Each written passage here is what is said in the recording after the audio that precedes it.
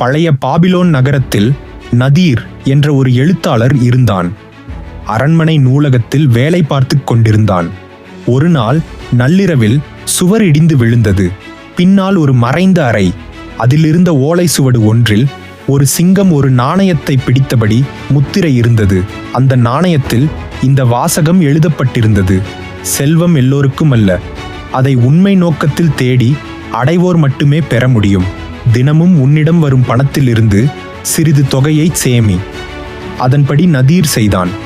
அடுத்த நாளே புதிய அறிவுரை: அவசியமற்ற செலவுகளை தவிர்.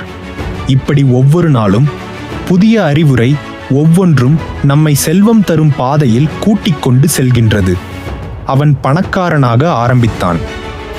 அந்த ஓலையை ஒரு புத்தகமாக எழுதினான். அதுதான் இன்று கிடைக்கும் த ரிச்சஸ்ட் மேன் இன் பாபிலான் புத்தகம். இந்த புத்தகத்தில்தான் பணம் சேர்க்கும் பழக்கங்கள், செலவுகளை கட்டுப்படுத்தும் முறைகள், பணத்தை நம் பக்கமாக்கும் வழிகள் எல்லாம் சுலபமாக கதையோடு சொல்லப்பட்டிருக்கும்.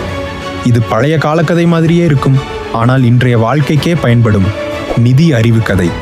இந்த வீடியோ பிடிச்சா லைக் பண்ணுங்க. வைஷூஸ் யூனிவர்ஸ் சேனலுக்கு சப்ஸ்கிரைப் பண்ணுங்க. நன்றி.